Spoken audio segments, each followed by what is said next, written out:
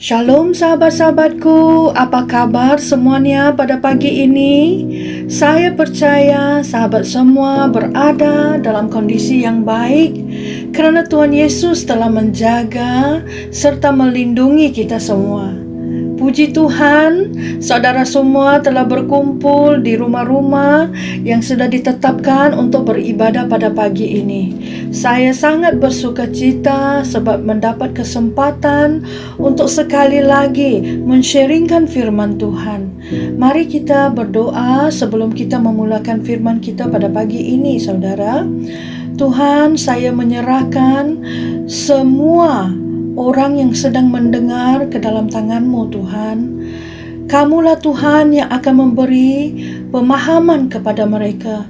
Saya berdoa Tuhan, bukalah fikiran mereka supaya mereka dapat memahami, serta bukalah telinga mereka supaya mereka dapat mendengar dengan terang apa yang ingin kamu sampaikan. Saya berdoa agar Roh Kudus akan mengurapi setiap jemaat yang sedang hadir di ibadah-ibadah di mana saja mereka berada. Tuhan, urapi mereka, penuhi mereka dengan Roh Kudus-Mu. Dan saya percaya bahawa Roh Kudus adalah guru yang terbesar dan bahawa Roh Kuduslah yang boleh menuntun kita ke jalan kebenaran. Dengan itu, kami serahkan ibadah kami, firman kami ke dalam tangan-Mu. Di dalam nama Tuhan Yesus, kita berdoa. Sahabat-sahabatku yang saya kasihi, hari ini kita akan meneliti satu subjek yang sangat menarik, yaitu doa Bapa Kami. Saya sangat tertarik dengan doa ini, saudara, kerana dengan hanya menggunakan lebih kurang 70 patah perkataan, Tuhan Yesus mengajarkan bagaimana kita boleh berdoa, meminta pertolongan dari Tuhan, menaikkan pujian pada Bapa di syurga, dan berseru pada Tuhan untuk meminta pertolongan agar kita dapat melakukan perintah-Nya. Saudara, menjadi satu tanggungjawab bagi kita untuk mempelajari dan memahami doa Bapa. Kerana doa Bapa Kami adalah satu doa yang diberikan dan diajarkan oleh Tuhan Yesus sendiri. Sebab itulah saya memberi tajuk firman hari ini, dari mulut Yesus. Saudara, berapa banyak agama di dunia yang dapat mengklaim atau menuntut bahawa mereka memiliki firman Tuhan yang diucapkan dan yang keluar dari mulut Tuhan mereka sendiri. Saudara, berapa banyak di antara mereka yang dapat mengklaim dengan bukti yang kukuh dalam catatan sejarah dunia yang Tuhan mereka pernah berjalan di bumi? Saya berani katakan, tidak ada satu agama pun di dunia ini melainkan agama Kristian. Hanya Tuhan kita, Yesus Kristus, yang datang ke dunia di dalam rupa manusia. Yesus berjalan atas bumi. Dia ditolak, dia dianiaya, dia dicaci maki, dan akhirnya dibunuh dengan kejam di kayu salib. Dan hanya dialah yang bangkit semula dari kematian, saudara. Tercatat di buku-buku sejarah dunia yang ada saksi-saksi yang melihat Yesus selepas dia bangkit. Tercatat juga ada saksi yang melihat Yesus diangkat ke surga. Luar biasa, ajaib, berkuasa Tuhan kita, saudara. Sewaktu Yesus hidup, Dia mengajar, Dia memuridkan, Dia melayani, Dia mengasihi, dan melakukan mujizat. Jadi mengapa kita selalu mengambil posisi yang sambil lewat akan perkataan-perkataan, ajaran, dan perintah-perintah yang keluar dari mulut Yesus? Saudara, Pengetahuanlah segala fikiran dan berikannya kepada Yesus. Mari kita bangun dari posisi tidur kita dan tegurlah hati kita untuk mengasihi Yesus. Mari kita bertobat dan koreksi diri kita yang suam-suam kuku. Sebagai orang Kristen, kita memiliki catatan sejarah dan saksi-saksi yang telah mendengar Tuhan Yesus berbicara, berkhotbah dan mengajar. Lalu mengapa kita tidak kagum dengan fakta-fakta ini dan bersemangat untuk mempelajari firman yang Tuhan kita telah ucapkan? Munculnya doa Bapa kita dimulai dengan murid-muridnya meminta dari Tuhan Yesus bagaimana berdoa dengan betul. Tuhan, ajar kami untuk berdoa sama seperti Yohanes Pembaptis mengajar murid-muridnya. Permintaan ini sangat menarik dan menyenangkan hati Tuhan. Oleh itu, tanpa membuang waktu lagi, Tuhan segera mengajarkan dengan konsep doa kepada mereka. Pendek, ringkas, jelas, dan berkuasa. Ini adalah doa yang sempurna, saudara, dan apa yang dikenali sebagai doa Bapa kami. Marilah kita membaca bersama-sama, saudara, doa Bapa kami sebelum kita menelitinya. Ayo saudara, mari kita membacanya bersama-sama. Bapa kami yang di surga, dikuduskanlah namamu. Datanglah kerajaanmu, jadilah kehendakmu di bumi seperti di surga. Berikanlah kami pada hari ini makanan kami yang secukupnya, dan ampunilah kami akan kesalahan kami, seperti kami juga mengampuni orang yang bersalah kepada kami. Dan janganlah membawa kami ke dalam pencobaan, tetapi lepaskanlah kami daripada yang jahat.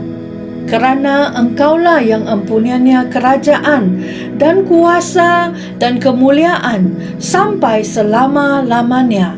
Amin. Saudara, di era yang kita hidup ini, jika kita perlu hubungi sesiapa, kita hanya perlu gunakan handphone. Masukkan nombor pribadi orang itu, kemudian tekan butang dial dan panggilan itu akan disambungkan. Begitu juga dengan doa, saudara. Kita diajar oleh Yesus bagaimana berdoa dan bagaimana kita boleh disambungkan ke takhta Bapa kita di surga. Seperti di bumi juga, jika kamu tidak tahu bagaimana menggunakan handphone atau cara komunikasi yang lain, maka ia tidak dapat memberi manfaat kepada kita. Doa adalah alat komunikasi antara Tuhan dengan manusia atau manusia dengan Tuhan.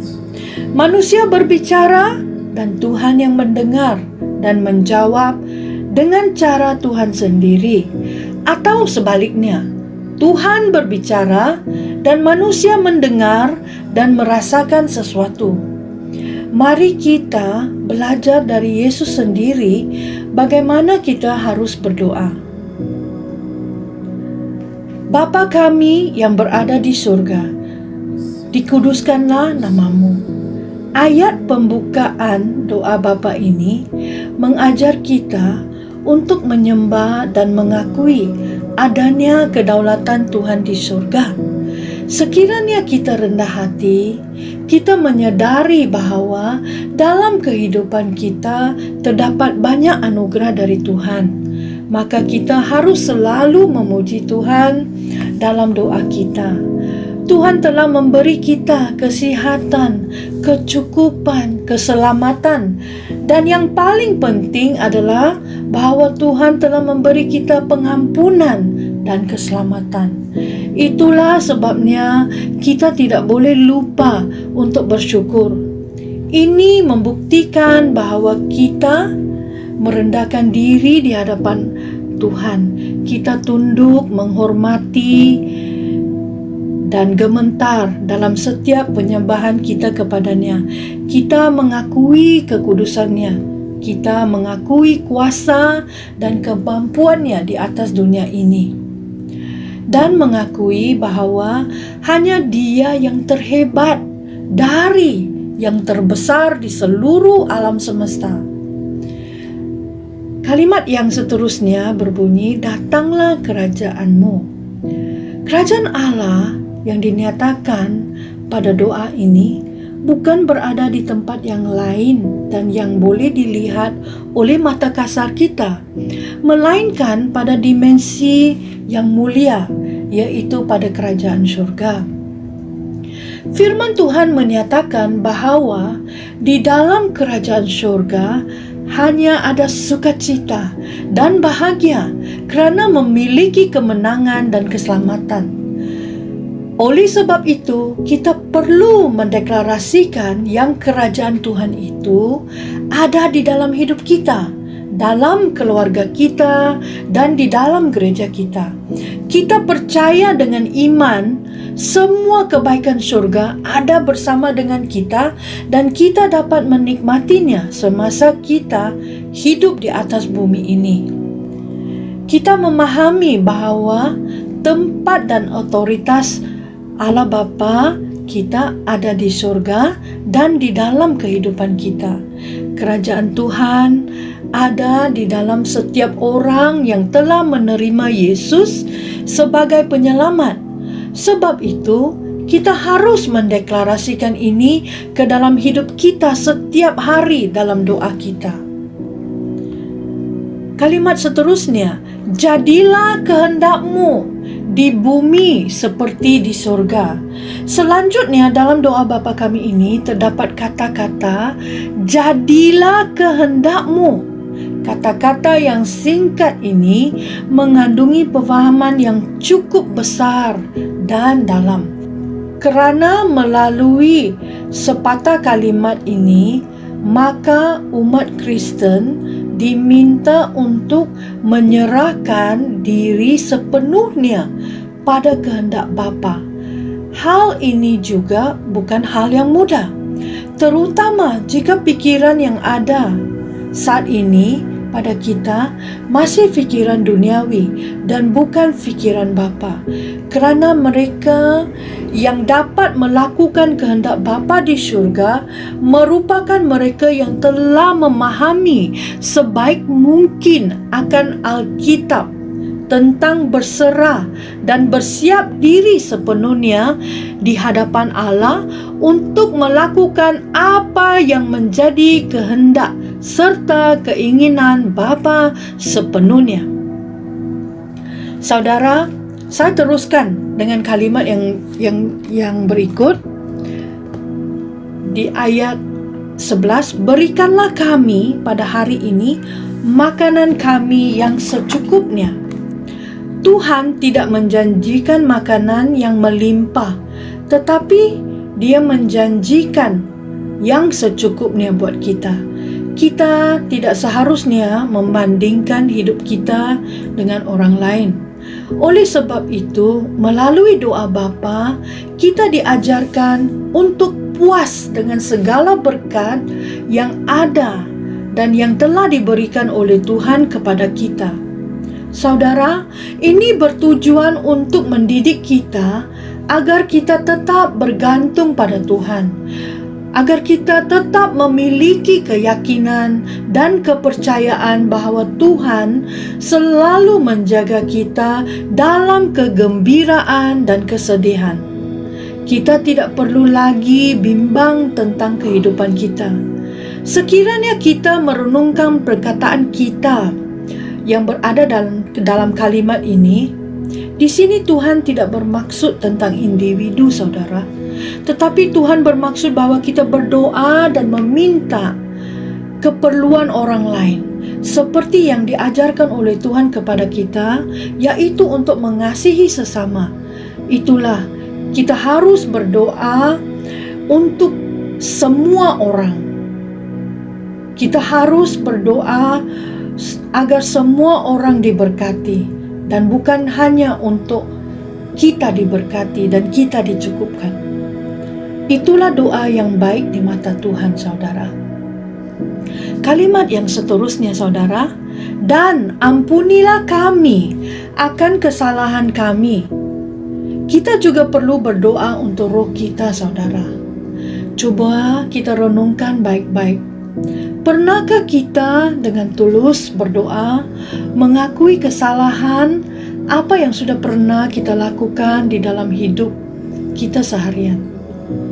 Kita perlu selidiki hati kita setiap hari dan berdoa untuk pengampunan. Di Yohanes 1 ayat 9 dan 10 berkata begini, jika kita mengaku dosa kita, maka Ia adalah setia dan adil, sehingga Ia akan mengampuni segala dosa kita dan menyucikan kita dari segala kejahatan. Firman selanjutnya dan kalimat selanjutnya berbunyi demikian, seperti kami juga mengampuni kesalahan orang yang telah bersalah kepada kami. Ingat saudara, pertama kita mengaku dosa, kemudian Tuhan Yesus berkata, kita harus mengampuni kesalahan orang yang telah bersalah kepada kita. Disinilah letaknya inti dari permohonan doa kita, saudara. Tuhan Yesus tidak sekedar mengajar doa untuk kepentingan pribadi, tetapi Dia juga mengajarkan bagaimana sikap kita kepada orang yang melakukan kesalahan kepada kita. Mengampuni kesalahan orang sangatlah penting, kerana Tuhan juga akan mengampuni kesalahan kita, dosa kita kepadanya. Kerana jikalau kita tidak mengampuni kesalahan orang lain, Bapa di surga juga tidak akan mengampuni kita. Matius 6:14. Ingat saudara, kita harus merendahkan diri kita. Walaupun kita berada di posisi yang benar dan orang yang telah menyalahi kita itu telah menyakitkan kita, tetapi kita harus selalu merendahkan diri dan memilih untuk taat kepada firman Tuhan. Bapa berkata, ampunilah mereka. Jadi, marilah kita memilih untuk mengampuni, supaya kita juga akan diampuni. Puji Tuhan. Saudara, di ayat yang ke-13 pasal 6 Matius berbunyi demikian, dan janganlah membawa kami ke dalam pencobaan, tetapi lepaskanlah kami daripada yang jahat. Kalimat permohonan ini membuktikan ketidakberdayaan kita, saudara. Kelemahan kita dan ketergantungan kita kepada Tuhan. Manusia kita tidak mudah menghadapi tekanan-tekanan yang sangat berat.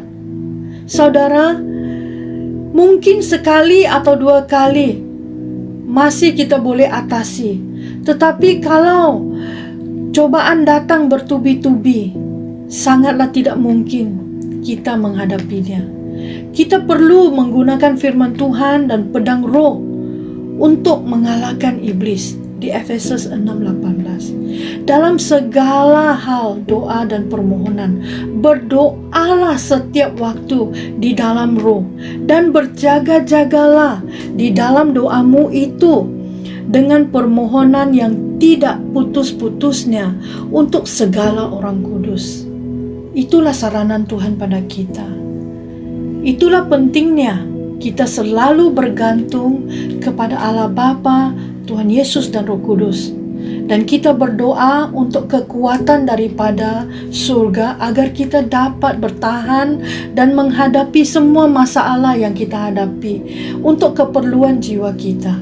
Saudara, kita perlu tahu Tuhan tidak pernah berjanji kepada kita bahawa anak-anaknya akan bebas dari godaan. Kerana kita diajar untuk tetap tabah dan tetap kuat dalam Dia ketika kita menghadapi semua cobaan. Inilah cabaran kita sebagai anak-anak Tuhan. Dari percobaan ini, kita diajar untuk selalu bergantung pada kebijaksanaan Tuhan, sehingga kita dapat mengatasinya dan tidak bergantung pada kebijaksanaan manusia. Pastor Joshua dan saya sangat rindu melihat setiap jemaat di HPA menjadi anak-anak Tuhan yang mempunyai hubungan yang intim dengan Bapa di surga. Kami berdoa agar kamu senantiasa akan memberi prioritas dan waktu dalam hidup kamu untuk berdoa. Kamu, saudara sekalian, akan menjadikan doa sesuatu yang sangat kamu suka lakukan dan sesuatu yang kamu selalu rindukan dan tunggu-tunggukan. Saya berharap saudara yang kita akan bangkit menjadi sebuah gereja yang akan lebih intim, lebih mempunyai kasih untuk Tuhan Yesus. Saudara, salah satu dari ciri khas dan cara hidup jemaat mula-mula di Kisah Para Rasul setelah Yesus dibangkitkan dan diangkat ke surga oleh Allah Bapa ialah mereka selalu bertemu dan berdoa bersama-sama. Itulah kerinduan saya, agar kita menjadi seperti jemaat mula-mula, gereja mula-mula yang tidak suam-suam kuku, yang mempunyai kasih dan semangat luar biasa untuk Tuhan Yesus. Persekutuan doa merupakan bahagian yang penting dalam kehidupan sebuah gereja.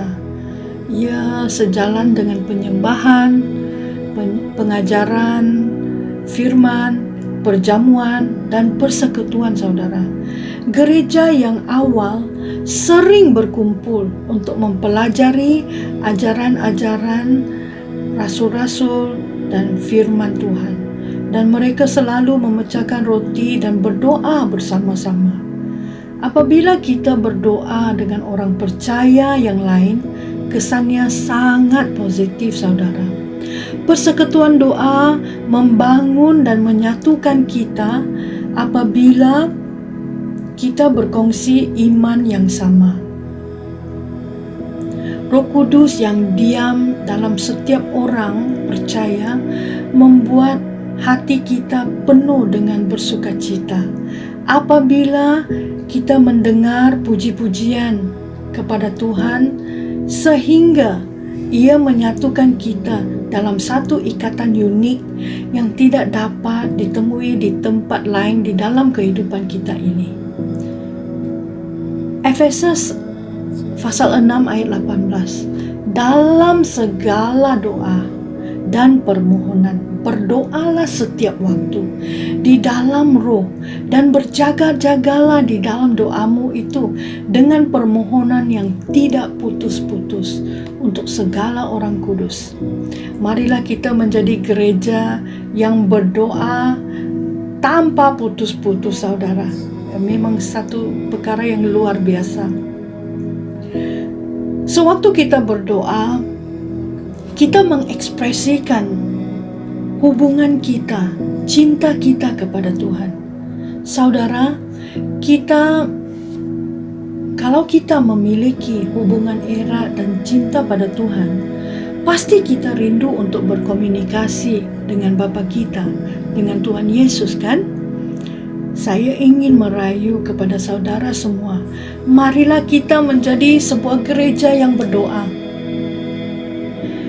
Kita sudah capai aspirasi kita untuk menjadi sebuah gereja yang mempunyai kesatuan hati, gereja yang mempunyai kerinduan firman, gereja yang mempunyai hati Bapa dengan memberi kepada yang memerlukan pertolongan.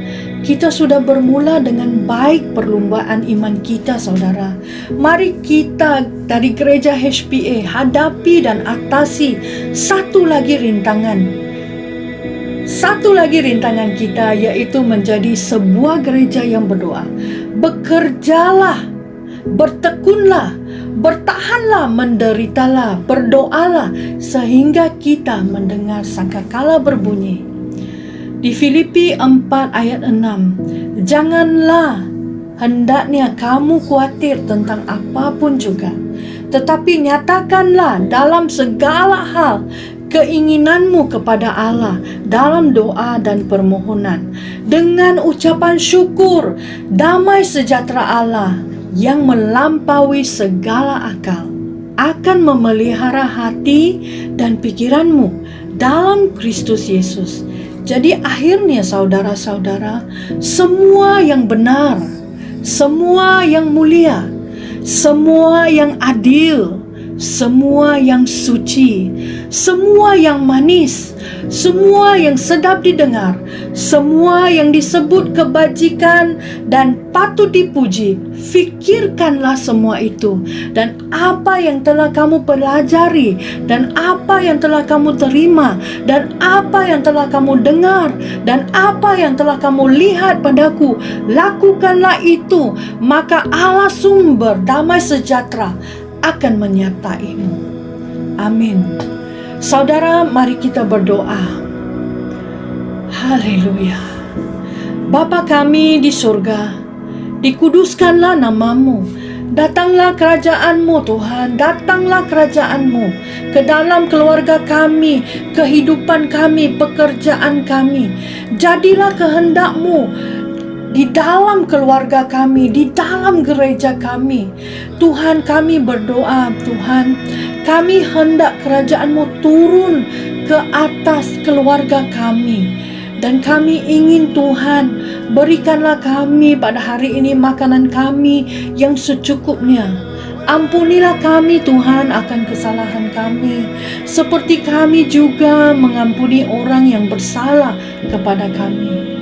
Dan janganlah membawa kami ke dalam pencobaan, tetapi lepaskanlah kami daripada yang jahat.